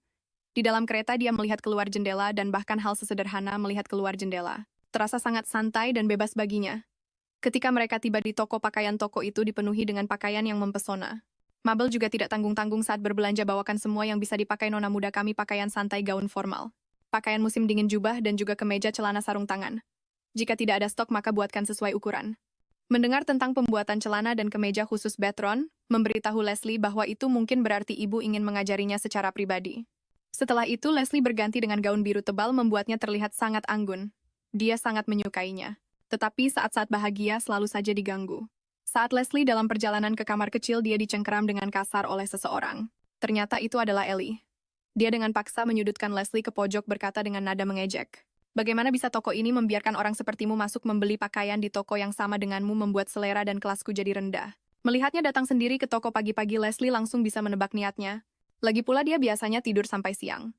Dia menduga mungkin berita tentang lengan Markis Prado yang dipelintir telah menyebar, dan Ellie takut kehilangan muka di rumah, jadi dia diam-diam datang untuk membeli baju. Ellie menyalahkan segalanya pada Leslie. "Semua ini gara-gara kaulah yang membuat Duke Salvatore memelintir lengan ayah, dasar tidak berguna. Gara-gara kau kita jadi menanggung malu," dan dia mencengkeram lengan Leslie. "Kau pergi dan katakan pada Duke Salvatore untuk menutupi masalah ini. Sekarang ibu mengurung diri di kamar dan mogok makan." Leslie menepis tangannya. "Dulu aku kelaparan, setiap hari dipukuli, dan dimarahi setiap hari, bahkan tidak bisa meninggalkan rumah. Dan tidak bisa bergerak bebas bahkan di dalam rumah. Semua penderitaan yang aku alami adalah karena kalian. Sekarang yang seharusnya kau khawatirkan bukanlah mereka, tetapi dirimu sendiri, saudariku tersayang." Ellie dengan marah membalas, "Bukankah itu semua karena kau terlahir tidak berguna? Dengan rambut perak jelekmu kau dilahirkan untuk menjadi tumbal. Jika kau juga punya rambut emas yang indah dan mata zamrud, kau juga akan disayangi sepertiku." Leslie menatap dengan jijik. "Bahkan jika aku terlahir dengan rambut emas dan mata zamrud, apa kau benar-benar akan berbagi semua yang kau miliki denganku, dasar pembohong?" Setelah mengatakan itu, dia berbalik dan pergi. Ellie mengertakkan gigi karena marah, tetapi hanya bisa pergi dengan malu saat Leslie baru saja kembali. Bethron berinisiatif meminta maaf padanya atas nama Ruventi yang mengancamnya kemarin, tapi bagi Leslie hal itu sama sekali tidak menakutkan. Dia tidak memasukkannya ke dalam hati. Baginya yang benar-benar mengerikan adalah keluarga Sparado. Dia memberitahu Bethron dengan jujur bahwa dia tidak takut. Bethron langsung menunjukkan ekspresi muram, bertanya-tanya pengalaman apa yang telah dialaminya sebelumnya. Pada saat ini, Mattel menutup album busana dengan suara keras menyela percakapan mereka. Matanya sampai sakit karena memilih-milih, tapi akhirnya dia berhasil membelikan cukup pakaian untuk Leslie. Setelah meninggalkan toko pakaian, Leslie yang terbungkus pakaian tebal dengan gembira melompat-lompat di atas salju. Tiba-tiba dia terpikat oleh deretan mainan yang berkilauan. Bethron memberi isyarat bahwa mereka bisa masuk dan melihat-lihat. Ini adalah pertama kalinya Leslie melihat begitu banyak mainan boneka-boneka kelinci. Semua hal yang bisa dibayangkan. Leslie menatap boneka kelinci dengan penuh kekaguman. Bethron menyuruhnya untuk memilih apapun yang dia suka, tapi Leslie dengan bijak mengatakan itu tidak perlu, dia hanya melihat-lihat. Bethron menatapnya dengan dalam lalu tiba-tiba menggendong Leslie dan bersikeras agar Leslie memilih satu. Melihat Leslie masih menggelengkan kepala, Bethron berpura-pura akan membeli semua boneka di toko itu. Leslie pun terkejut. Bethron menjelaskan bahwa sebagai anggota keluarga Salvatore, jika mereka masuk ke sebuah toko, mereka harus membeli sesuatu, jika tidak rumor aneh mungkin akan menyebar, seperti kecurigaan bahwa keluarga Salvatore sedang mengalami masalah keuangan. Tahu bahwa Bethron sedang menggoda Leslie. Mattel tertawa di samping mereka sementara Jenna benar-benar terpaku. Leslie buru-buru menghentikannya, sambil berkata malu-malu bahwa dia hanya menginginkan boneka kelinci hitam itu. Melihat Leslie akhirnya bisa mengungkapkan keinginannya, Betron mengelus kepalanya. Kamu boleh mengatakan apapun yang kamu mau, kamu tidak lagi berada di kediaman Sparado, kamu tidak perlu menahan diri lagi. Dia menyerahkan boneka kelinci hitam itu kepada Leslie. Perasaan dihargai ini memberi Leslie kehangatan yang belum pernah ia rasakan sebelumnya. Betron tidak pernah membayangkan bahwa secangkir coklat panas dan sepotong kue saja bisa membuat Leslie begitu bahagia. Dia berpikir Leslie sebenarnya bisa sedikit lebih manja. Sikapnya yang begitu penurut justru membuatnya merasa lebih kasihan. Sebenarnya bagaimana cara Markis Parado membesarkan anak? Hanya dengan meletakkan kue kering manusia salju di atas coklat panas saja sudah membuatnya sangat takjub. Leslie memanggil Betron, seperti sedang memamerkan harta karun, tapi dia tidak menyangka kue itu akan langsung meleleh. Hal yang tampak sepele bagi orang lain justru membuat gadis baik hati ini menyalahkan dirinya sendiri, berpikir bahwa karena dialah yang memasukkannya ke dalam coklat panas sehingga kue itu tenggelam dengan menyedihkan. Dia bahkan menangis sedih karenanya. Malam itu dia secara khusus meminta Mattel untuk merahasiakan hal ini. Di tengah malam, Leslie terbangun diam-diam turun dari tempat tidur mengambil bonekanya dan berkata dengan gembira, "Ini yang kakak Betron belikan untukku. Warnanya hitam sepertimu, dan warna pitanya juga sangat mirip dengan warna mataku." Kegelapan di bawah tempat tidur dengan hati-hati menyentuh boneka itu. Dia memeluk boneka kelinci hitam itu erat-erat dan berterima kasih kepada anak-anak itu di dalam hatinya. Karena merekalah yang menyelamatkannya dan memberinya kekuatan sehingga dia bisa bertahan hidup. Keesokan paginya Leslie datang ke ruang makan. Begitu melihatnya, Rudy terkejut dan buru-buru memalingkan muka dengan malu. Azela mengatur agar Ruenti mengajari Leslie pengetahuan teoretis. Begitu pakaian yang dipesan khusus tiba, Azela akan secara pribadi mengajarinya ilmu pedang, dan setelah itu dia harus belajar etiket dan menari, meskipun ada cukup banyak yang harus dipelajari. Leslie sangat percaya diri, mengangguk penuh semangat untuk menunjukkan bahwa dia pasti bisa melakukannya. Saat ini Jenna secara khusus menyiapkan hidangan penutup setelah makan malam untuk mereka, yaitu coklat panas. Mereka semua kebingungan karena keluarga mereka tidak pernah menyantap hidangan penutup setelah makan malam. Bahkan Ruenti pun tidak mendapatkan perlakuan ini saat kecil. Ternyata para pelayan tahu tentang Leslie, yang kemarin menyalahkan dirinya sendiri saat cookiesnya meleleh di coklat panas, jadi mereka pun mencari cara untuk menghiburnya. Mattel tersenyum dan menyemangati Leslie untuk meletakkan cookies itu ke dalam coklat panas. Leslie sedikit takut, karena terakhir kali dia merusak cookies itu, tapi Mattel mendorongnya untuk mencoba. Ketika Leslie dengan hati-hati meletakkan cookiesnya, sebuah keajaiban terjadi. Cookies manusia salju itu berdiri dengan kokoh di atas coklat panas dan semua orang pun langsung memujinya. Leslie juga dengan senang hati menunjukkan pemandangan ini kepada Betron karena kemarin dia gagal menunjukkannya. Sebenarnya para pelayan telah berusaha keras untuk ini. Tadi malam di bawah pimpinan Kepala Koki mereka melakukan ratusan percobaan, dan akhirnya berhasil menciptakan cookies manusia salju yang bisa berdiri tegak di atas minuman panas. Leslie lalu dengan senang menunjukkan pada Azela bahwa dia berhasil membuat cookiesnya berdiri. Azela tertawa melihat tingkah lucunya sementara Serin di sebelahnya bertepuk tangan dan memuji dengan gembira. "Wah, hebat sekali nona kecil kita, Leslie." Ruenti yang duduk di dekatnya terlihat bingung. Dia tidak pernah menyangka seluruh keluarga akan jadi seheboh ini hanya dalam beberapa hari. Antusiasme mereka membuat Leslie merona meskipun dia tahu semua orang bertepuk tangan hanya untuk menghiburnya. Perasaan diperhatikan seperti ini benar-benar membuatnya bahagia. Tiba-tiba Ruenti menggebrak meja membuyarkan lamunannya. "Hei, mulai hari ini dan seterusnya aku yang akan mengajarimu." Leslie langsung membungkuk untuk berterima kasih. Ruenti kaget melihat sikapnya yang begitu formal. "Karena ibu sudah memerintahkanku untuk mengajarimu dengan baik, bahkan jika kau tidak bersikap seformal itu, aku akan tetap mengajarimu dengan benar." Dia membawa setumpuk besar buku dan meletakkannya dengan keras di hadapan Leslie. "Ini semua adalah materi paling dasar. Kau bisa mengikutinya kan?" Leslie terkejut dengan perbuatannya. Ruenti diam-diam merasa bersalah, karena buku-buku ini sebenarnya hanya bisa dimengerti oleh para senior di akademi. Tapi dia tetap yakin Leslie menggunakan siasat licik untuk menyusup ke keluarga Salvador. Dia harus membongkar kedoknya. "Aku tidak habis pikir kenapa semua orang memperlakukannya dengan sangat baik, bahkan kakak Betron sebagai benteng pertahanan terakhir keluarga Salvatore. Dia benar-benar tidak akan bisa dibodohi." Leslie tampak ragu, jadi Ruenti dengan cepat menggunakan psikologi terbalik. "Kau mau bilang tidak sanggup, ini adalah materi paling dasar." Tapi Leslie langsung membuktikan dugaannya salah. Dia tidak hanya bisa membaca bahasa baru, dan kuno, dia juga kurang lebih sudah akrab dengan buku-buku yang baru saja disebutkan Ruenti. Ruenti menatapnya dengan pandangan kosong. Dia tidak pernah menyangka di usianya yang begitu muda Leslie sudah membaca berbagai macam buku. Faktanya semua pengetahuan yang Leslie baca adalah hasil belajar paksa di keluarga Sperato. Jika dia tidak belajar dengan baik, dia akan dipukuli dengan tongkat karena dia seharusnya membantu Ellie yang kelak akan menikah dengan keluarga kerajaan. Jadi kebodohannya sama saja dengan kebodohan Ellie. Mengetahui bahwa Leslie ternyata telah membaca teori-teori dari filsuf kesukaannya Nahirokia, mata Ruenti langsung berbinar dan bertanya kutipan mana yang paling disukainya. Leslie pun menjawab. Dan dengan demikian, Tuhan menganugerahkan segalanya kepada manusia, baik tua atau muda, pria atau wanita, sakit atau sehat. Mereka mengucapkan kalimat terakhir itu serempak. Manusia punya potensi untuk mencapai kesempurnaan. Hal itu membuat Ruenti sangat bersemangat karena Nahirokia tidak begitu dianggap. Di kalangan filsuf, hampir tidak ada yang membaca karyanya. Dengan semangat dia meraih tangan Leslie, akhirnya dia menemukan seseorang yang punya minat yang sama. Dia berpikir kalau Leslie benar-benar jenius, masih begitu muda tapi sudah bisa memahami bahasa kuno dan baru dengan pengetahuan yang begitu luas. Menyadari apa yang dipikirkannya, Ruenti dengan panik menggelengkan kepalanya untuk menyingkirkan pikiran itu. Mati-matian mengingatkan dirinya sendiri bahwa tidak peduli betapa imutnya penampilan Leslie, dia tetaplah berasal dari keluarga Sparato. Dia tidak boleh tertipu lagi pula, dialah simbol kebijaksanaan keluarga Salvatore dan benteng pertahanan terakhir mereka. Tapi setiap kali Leslie menyebut nama filsuf kesayangannya Nahirokia, mata Ruenti tidak bisa menahan untuk tidak berbinar, dia tidak bisa mengendalikan dirinya. Mungkin karena terlalu sulit baginya untuk menemukan teman dengan minat yang sama, pertahanan Ruenti terus-menerus runtuh. Dengan pasrah membenturkan kepalanya ke meja. Leslie tidak tahu tentang pikiran liarnya itu. Dia dengan ramah mengulurkan tangannya untuk berterima kasih karena akan membimbingnya di masa depan.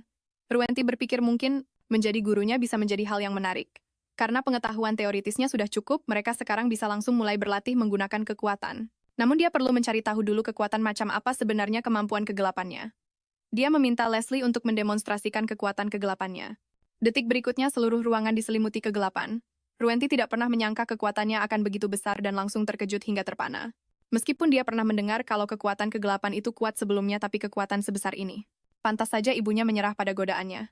Tanpa sadar, Ruenti menepuk-nepuk kepala Leslie memuji kalau dia benar-benar luar biasa. Namun melepaskan kekuatan di area yang luas hanyalah metode penggunaan paling sederhana. Mengendalikan kekuatan skala kecil membutuhkan lebih banyak keterampilan. Ruenti menunjuk ke sebuah tiang kayu kecil, meminta Leslie mencoba menggunakan kekuatan kegelapannya untuk melahapnya. Tapi dia malah langsung menghancurkan semua tiang kayu hingga berkeping-keping. Leslie buru-buru menjelaskan. Dia hanya mengincar tiang ketiga. Ruenti menenangkannya dengan berkata kalau lebih sulit bagi mereka yang punya kekuatan besar untuk menyerang target kecil, makanya dibutuhkan lebih banyak latihan. Leslie bilang dia bisa mengendalikan kekuatan skala kecil saat menggunakannya sebelumnya. Ruenti menganalisis secara sistematis adalah hal yang wajar bagi orang untuk melakukan hal luar biasa saat terdesak. Tapi itu hanyalah keajaiban yang terjadi secara kebetulan. Kamu tidak bisa berharap keberuntungan akan selalu menemanimu karena itu bukan kekuatanmu yang sebenarnya. Dalam beberapa ronde latihan berikutnya, seperti yang sudah diduga, Leslie menghancurkan semua tiang kayu itu. Meskipun niatnya sudah kuat, kekuatannya masih belum bisa dikendalikan dengan benar. Melihat kegelisahan dan ketegangannya, Ruenti memberi isyarat bahwa latihan hari ini berakhir di sini dan memuji kalau dia sudah melakukannya dengan sangat baik. Ini adalah hal yang bahkan orang yang sudah berada di mansion penyihir selama 1 atau 2 tahun mungkin tidak bisa melakukannya. Kamu luar biasa sungguh. Percayalah padaku, aku seorang jenius yang tak terbantahkan, menjaminnya. Lalu dia menggulung lengan baju Leslie. Masalahmu bukan pada kekuatanmu, tapi kondisi fisikmu yang buruk. Kamu harus makan lebih banyak dan tumbuh dengan baik. Begitu kekuatan fisikmu meningkat, kamu pasti akan mendapatkan hasil yang lebih baik. Mendengar kata-kata penghiburannya, Leslie langsung bersemangat kembali. Hanya melalui percakapan singkat, Ruenti dan Leslie menghilangkan penghalang di antara mereka. Yang satu dengan rendah hati bertanya yang lain tanpa lelah menjawabnya. Ruenti tidak lupa membujuk Leslie untuk makan. Leslie dengan penasaran bertanya kenapa hubungan antara keluarga kerajaan dan keluarga Salvatore begitu buruk. Ruenti menjelaskan kalau ini adalah masalah yang sudah diketahui banyak orang secara garis besar, karena kekuatan keluarga Salvatore terlalu besar, keluarga kerajaan selalu merasa keluarga Salvatore berada di atas mereka. Jadi mereka selalu tidak menyukai keluarga Salvatore.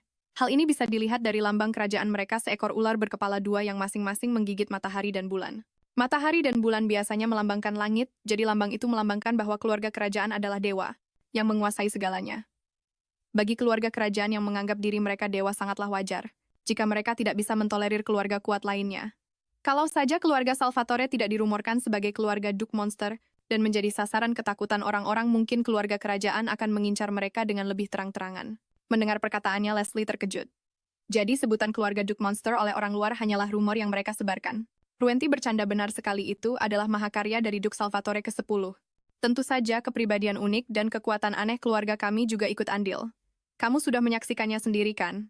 Semua orang di keluarga kami sangat dingin. Leslie buru-buru menyangkal, tidak semua orang sangat baik dan ramah. Sama sekali tidak seperti monster. Aku benar-benar tidak menyangka toleransi keluarga kerajaan begitu kecil.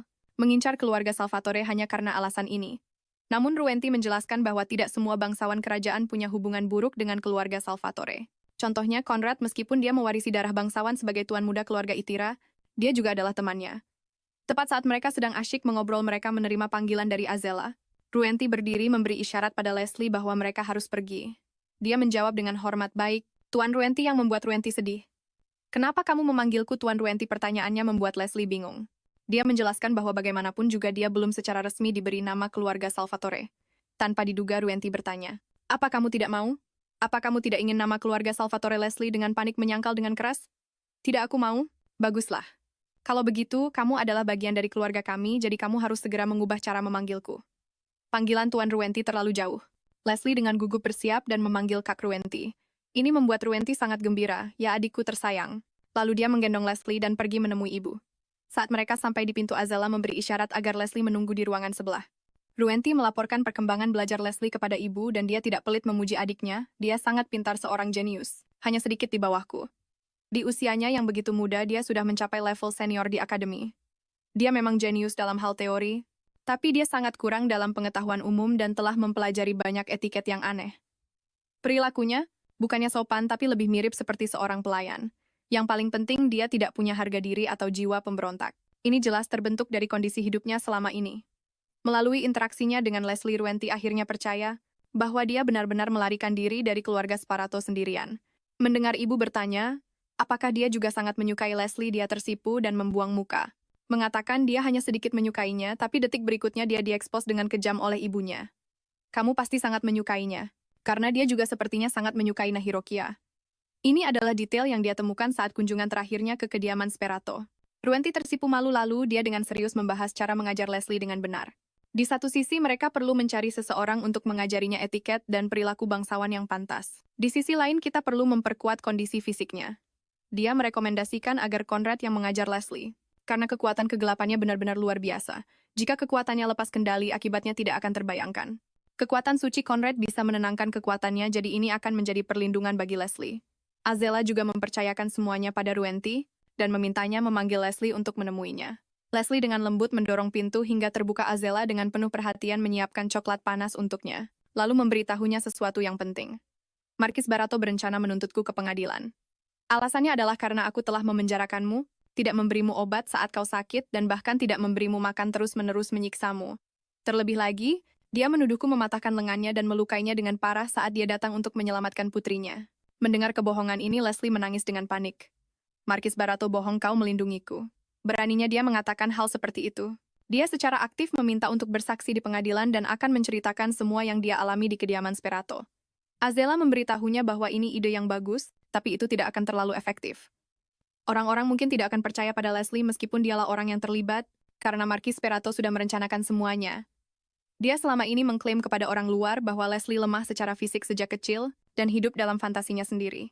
Terlebih lagi, bahkan jika dia mengakui telah menyiksa Leslie menurut hukum, Leslie tetap harus pulang bersamanya karena dia memang ayah kandungnya.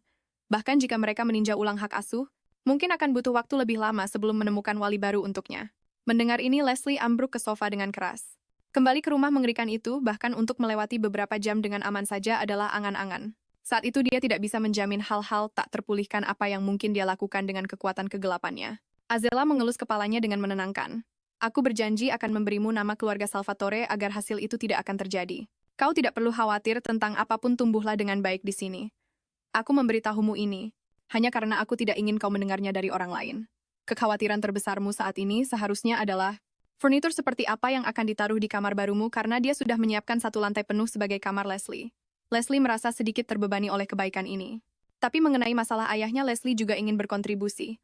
Azela memang ingin menanyakan beberapa pertanyaan padanya, yaitu mengapa Markis Sperato ingin membunuh Leslie dan alasan mengapa keturunan keluarga Sperato sering mati muda.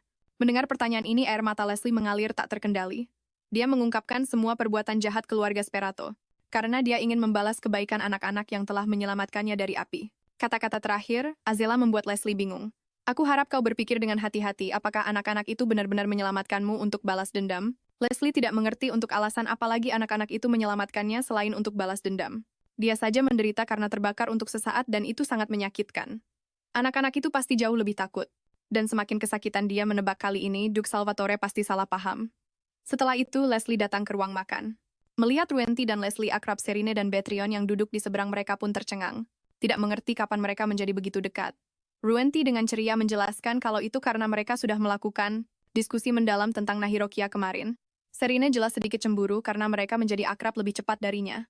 Saat mendengar guru, Leslie adalah Conrad dari keluarga kerajaan, Serine sangat kaget sampai menyemburkan makanannya. Dia sangat tidak setuju dan dengan marah mematahkan peralatan makan logam dengan tangan kosong. Bukankah lebih baik mencari pendeta wanita untuk mengajar? Kenapa harus Tuan Itara lagi pula Leslie bahkan tidak kenal orang itu? Aku tidak setuju. Betrion juga berpikir ayahnya ada benarnya, tapi dia menghargai keinginan Leslie. Meskipun dia berkata begitu, penolakan masih tertulis jelas di wajah mereka. Azela juga berkata akan mengikuti keinginan Leslie. Leslie pun mempertimbangkannya dengan susah payah. Sebelum Serene sempat menyuarakan penolakannya, Azela menyumpal mulutnya dengan roti dan kemudian Leslie pun setuju. Serene hanya bisa pasrah melihatnya.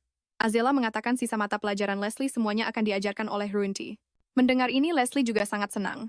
Kak Ruenti yang mengajarku kira kita harus menyewa guru untuk semuanya. Mendengar Leslie benar-benar memanggil Ruenti kakak Serene menjadi sangat cemburu sementara Ruenti tidak lupa untuk sedikit pamer. Serene dan Betrion merasakan gelombang iri hati. Serene bahkan dengan memelas menyampaikan permintaannya pada Leslie. Meskipun di dalam hatinya Leslie ingin memanggilnya ayah, dia belum diberi nama keluarga Salvatore. Dia sangat bingung dan jika dia memanggil Serena ayah, dia juga harus memanggil Duchess Salvatore ibu. Bisakah dia benar-benar memanggil orang yang begitu luar biasa dengan sebutan Ibu? Betrion menepuk bahu ayahnya menasihatinya untuk tidak terlalu terburu-buru. Kalau tidak, Leslie akan merasa terbebani. Mari kita mulai dariku dan Ruenti. Begitu dia perlahan-lahan terbiasa. Baru kita ubah panggilannya. Mendengar dukungan Ruenti, Serene langsung merasa dikhianati. Leslie dengan hati-hati memanggil kakak Betrion. Betrion langsung berseri-seri karena gembira. Hal ini membuat Serena semakin sedih. Dengan memelas menangis, bahwa dia juga menginginkannya. Leslie pun benar-benar memanggilnya ayah. Momen ini terasa seperti petir yang menyambar hatinya. Naluri protektif Serene meledak dan seluruh tubuhnya dipenuhi kekuatan. Melihat penampilannya yang lucu, Leslie tersenyum tanpa sadar. Pada saat ini dia mendengar suara batuk sebagai isyarat. Azela menopang dagunya dengan tangan, menatap Leslie dengan penuh harap. Leslie dengan gugup mengepalkan tangannya, suaranya bergetar karena gugup. Ibu. Akhirnya hampir pingsan, dia tetap tidak bisa mengucapkannya. Segera Leslie dan Conrad untuk pertama kalinya berduaan. Menghadapi Conrad yang lembut dan berkelas di hadapannya, Leslie terlalu gugup untuk berbicara. Bagaimanapun dia sudah cukup mempermalukan dirinya terakhir kali. Dia takut jika kali ini bersikap tidak sopan lagi dia mungkin akan melibatkan Duke Salvatore. Jadi dia berusaha keras untuk menenangkan dirinya. Tanpa diduga, Conrad sangat ramah dan bahkan menghiburnya. Mengatakan bahwa dia tidak perlu terlalu gugup. Dia dengan penuh perhatian memberinya kue karena mereka akan menghabiskan waktu bersama mulai sekarang. Conrad juga pandai merangkai kata memberikan serangkaian pujian pada Leslie. Hal ini membuat wajahnya memerah karena malu. Lalu dia juga membahas Naharokya yang sama-sama disukai oleh Renti dan Leslie untuk memulai percakapan dengan topik yang akrab bagi mereka. Leslie pun mulai rileks. Tak lama kemudian komunikasi mereka pun berjalan tanpa hambatan sama sekali. Sebelum pergi, Leslie secara khusus mengundangnya untuk datang mengajarinya lagi. Meskipun dia sangat bersedia, dia selalu merasakan tatapan tajam yang mengawasinya dari belakang. Tapi dihadapkan dengan undangan hangatnya, bagaimana mungkin dia bisa menolak?